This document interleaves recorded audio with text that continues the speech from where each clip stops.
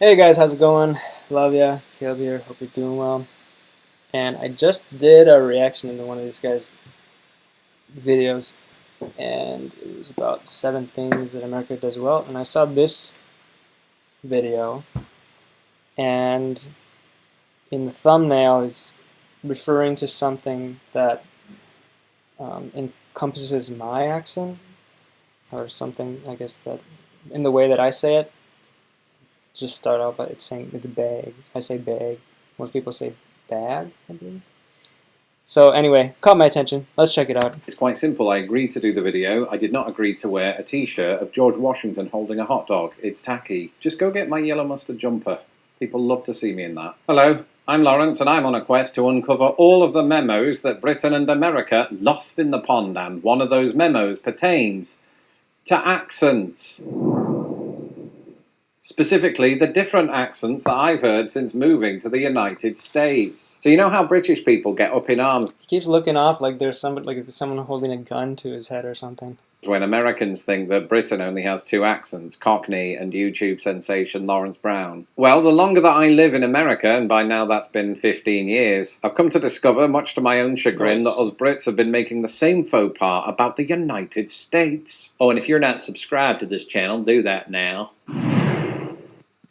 I think a lot of Americans know that there's a variety of accents. It's just that if you ask me to do a bunch of British accents, I would maybe be able to do like 3, and not saying that I would do them well, but you know, you guys can differentiate amongst yourselves much better, which that's how every country is. Anyway.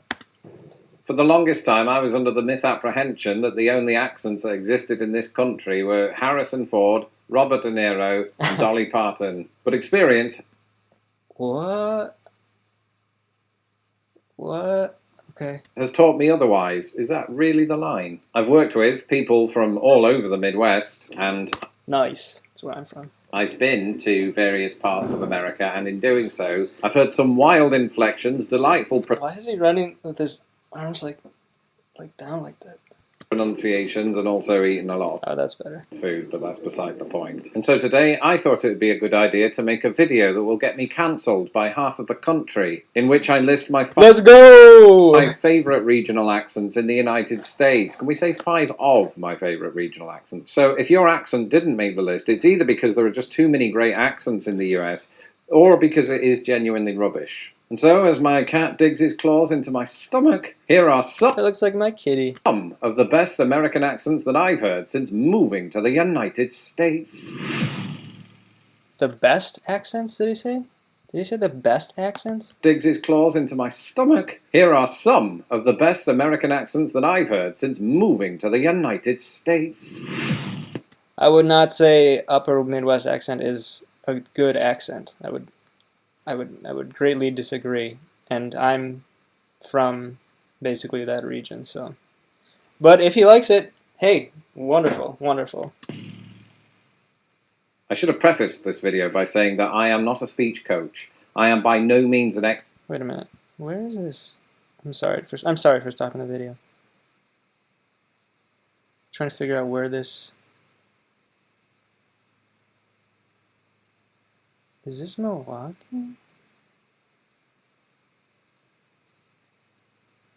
Okay, sorry. I should have prefaced this video by saying that I am not a speech coach. I am by no means an expert on delivering these accents, so do not expect me to replicate them here for your viewing pleasure. You want me to try my best. Having lived in Chicago for the last 7 years, I've heard things, right? Mostly taxis, honking, but I've also heard hints of what is known as an Sounded like he said taxes. I think he meant taxis. upper Midwestern accent. And you might just be thinking, ooh, Lawrence, why didn't you just include the Chicago accent in that case? And the reason is that every time I hear the Chicago accent, people sound angry, especially when they're not. So I thought I'd tell you all about the upper Midwestern accent that you hear in places like Minnesota and Wisconsin. During my first job in America... Wisconsin. That's so funny. That's so funny. How he says that. I mean, even people in America, for some reason, like pronounce my state, to me, sort of bizarrely. I say Wisconsin. He does it like how some other Americans seem to do it. They seem to put an emphasis on the con, like Wisconsin, like he just did there. Which, I don't know, I guess it's kind of, you could say that's part of the accent, but yeah, we just say Wisconsin. Anyway. America, there was a woman in my training class who was from Wisconsin, and after hearing there it is again. her speak a few times, I realized that she didn't sound like the rest of these people from Indiana, and mostly that came from the way she pronounced her O's, right? It was something like, ooh, just not as high-pitched as that, and I can't really do it, because when I try to do it, I end up sounding Irish, which is true of most accents that I try. It was very endearing. I think she would say the word to go. To go, again, sounds... Oh, hey there. Oh, ain't that right? Yeah, this is kind of like so the Wisconsin accent is kind of like northern Wisconsin generally, and also old Wisconsin. So like my grandparents had a pretty strong Wisconsin accent. It's not so common now. People are much more similar, I guess. Actually, I think all around America, there's generally like less and less accents. It's kind of all more the average American accent. And I think that's because there's so much. Same with. I would argue the same with England is that like the people who have British accent now sound a little bit more American than 2 generations ago. How people sounded generally in the UK. Anyway, same thing. I think there's less Southern accents here. I think there's less of pretty much every accent. I think it's more like average American accent, probably because of so much film, TV, internet. Yeah. Anyway. Irish. Essentially, they do it in one syllable, sort of a monophthong. When we non-Northern Midwesterners try to say the sound O, it's sort of O, whereas they do it as a ooh. Like that. But one thing that I heard... Also, like North South Dakota, Minnesota kind of sounds like that. Ours is a little bit unique, but... oh, hey there. How you doing? It's like...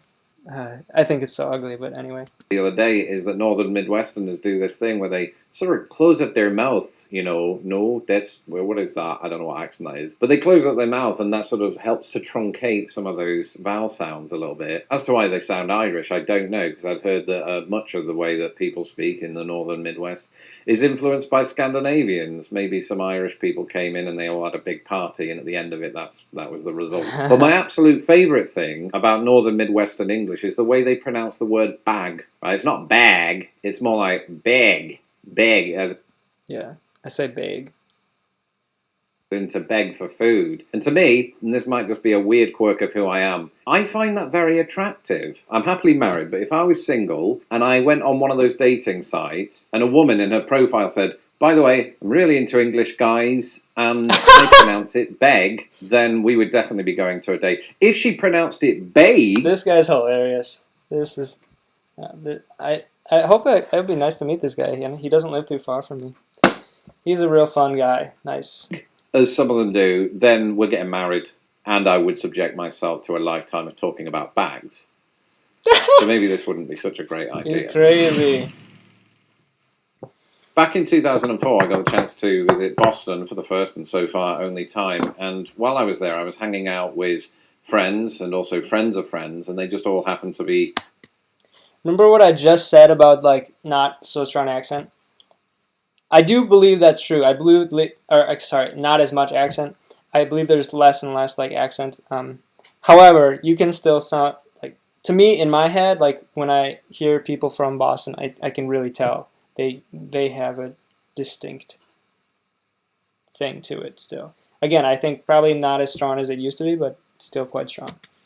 Mostly Harvard students, because in those days I was extremely elitist. But during the day, while they were busy learning Latin or something like that, I'd go off into the town or city centre and I frequented an ice cream shop. And I was speaking to sort of the servers there, and I noticed their accent was so strong, right? They'd lived in the city clearly their entire life to that point, where they'd say something like, hey, buddy, want some nuclear power with that? That was JFK pronouncing nuclear power.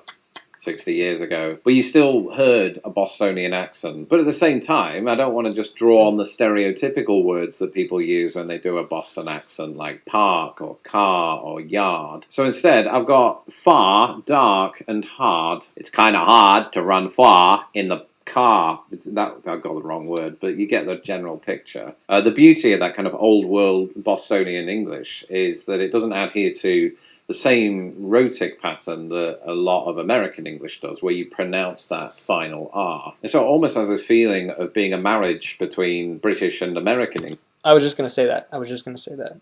Completely agree. English. And I picked Bostonian for this just because I have first-hand experience of it, but just from watching television, it's evident that there's some absolutely delightful and delicious East Coast accents all over the shop. I was watching this one show recently, I think it was one of those bake-off. Well, I wouldn't say delightful and delicious, but there's that New England type of accent, yeah. Of challenge type shows. And one of the contestants was from Rhode Island, and he pronounced the word marinara like marinara. It was the most glorious thing I've ever heard. This guy's really a big fan of hyperbole. A few years ago, I got to visit the state of Pennsylvania for the first time, and before doing so, I don't think I was fully aware what a linguistically rich state it is. Oh my gosh, this is embarrassing. I once got in a fight with somebody, not a physical fight, but an argument, because I was like, no, there's no Philly accent, there's no Pittsburgh. It was about Philly, but anyway, they do have somewhat of a, I don't think it's that distinctive, honestly, but they have a little bit of their own accent. The far west part of the state is the Philly and Philadelphia and Pittsburgh are both cities in Pennsylvania. That's why I brought it up. Anyway. City of Pittsburgh, and that was the first place in Pennsylvania that I arrived at since we were coming from Chicago. We were there just for the 4th of July, so we didn't have a lot of time in the city, but while we were there, I did try to listen out for a local accent. And here's what I figured out. In Pittsburgh, the alphabet only has 25 letters, and L isn't one of them. Because it's almost like when they say words that has an L in the middle of it, it ends up somewhere back here. For instance, take the name of another well-known Pennsylvanian city, Philadelphia, which has 2 instances of L. I imagine that somebody from Pittsburgh probably pronounces it Philadelphia. That, I don't know what that was. That sounded like my dog. So sorry to the people of Pittsburgh. Let me know in the comments below if you're from Pittsburgh and how you pronounce your L's or don't pronounce your L's. I just noticed there was an absence of L's. And that's interesting. I've never been there, so I'm not sure, but alright. Honestly, Pittsburghian people, Pittsburghers, people from Pittsburgh pronounce the vowel sound in town like tan, like downtown, downtown.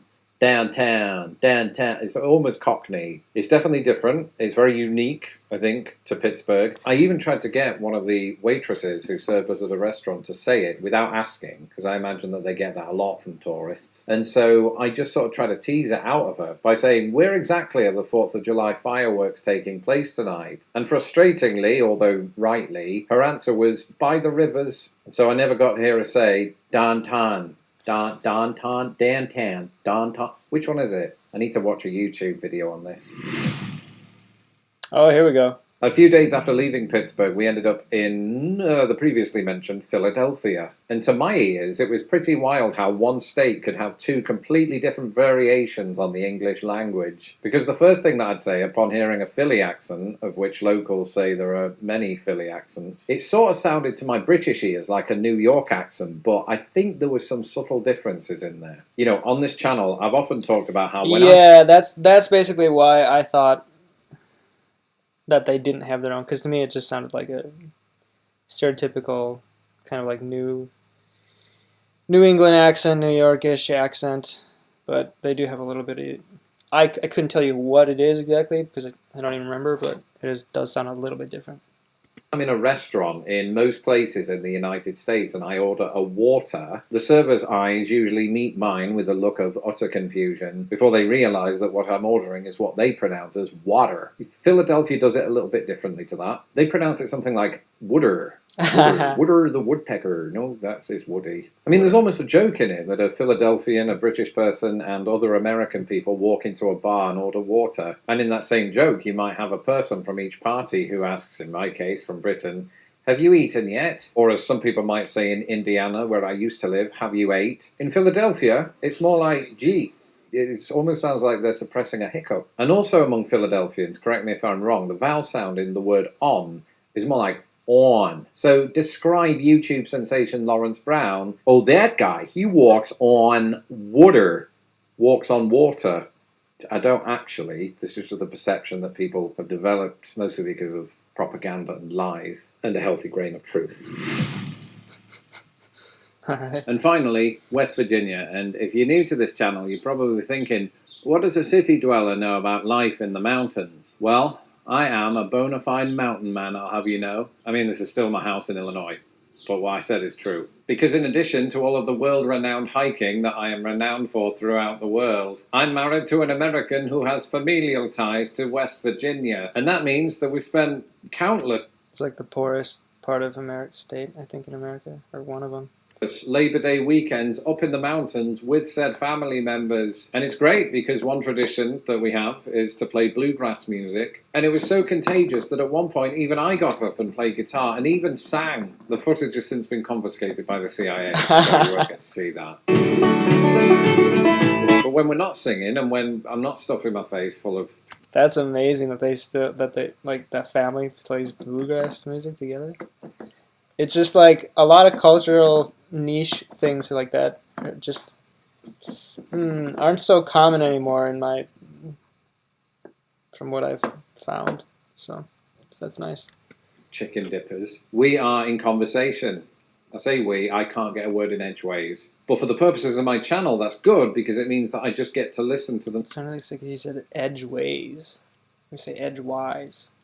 Speak. The first thing I noticed, they have this very soft, gentle way of talking, which is not what I'd expect of people living in the mountains. You know, you might have to fend off bears. I suppose that's a lovely way of putting them to sleep. But when you look at a map, I imagine that West Virginia isn't too far away from the point at which Northern American English starts becoming Southern American English. And I think because of that, to my ears, that Southern West Virginia accent isn't quite as pronounced as something in, say, Alabama. But they do still say things like, fine. At least my wife's cousin Chad did when I asked him how his family life's going. That's interesting. Yeah, it's probably the most northern place, at least on the East Coast, where you get that, like, real true Southern accent. We have, like, a country-ish accent in rural parts of, like, for example, my state, Wisconsin, but yeah, it's pretty similar, but a little bit different. Well, you don't want to find yourself out there in the woods alone at night, Lawrence, because you could run into some of them black bears over yonder, right? They like to say they like the phrase over yonder, which is good because it helps to keep Shakespeare alive in the 21st century. Oh, and I'm pretty certain that I heard this for the first time in West Virginia, although subsequently heard it in other states. Is that actually a Old English word? Not even, maybe it is, I guess. I thought it was just like something that they made up. It's like Indiana and Ohio, pronouncing Washington as Warshington, and I've just now realised that's why he made me wear the t-shirt. Yeah, he's not George Washington carrying a hot dog. He's George Washington carrying a hot dog. That was Forrest Gump. Sorry, I'm really bad at this. And so those right there were 5 of my favourite American accents, and you're probably thinking, oh, everything you just listed is situated east of the Mississippi. That's because I definitely want to set up a second video in which I discuss Western American English, which broadly speaking and incorrectly, people often associate with General American English, and is therefore all the same. But this isn't true. There are subtle differences between, say, a Pacific Northwest accent and a Californian accent. Somebody wrote the other day that a Pacific Northwest accent sounds like a Canadian surfer dude. So I can't wait to look into that. And to any of my viewers who may be from Chicago and occasionally frequent a gym, I love the Chicago accent, personally. It's just, I didn't want to be biased, you know. Yeah, I was going to say also that he didn't get much into the South, although I think there's less differentiation there. But anyway, maybe that's my bias. Interesting video. I'm glad that he likes the accents. I actually think all of the accents he listed are not good, in my opinion. They're not, like, nice sounding, but I'm happy he likes them. So, and I'm sorry for anybody who. Hey, I'm from Wisconsin, so wouldn't be surprised if someone's not the biggest fan of my accent. So, anyway, thank you for watching. Love ya. If you would comment and like, subscribe. Tell me if there's any other video you want me to react to, and have a good one. God bless.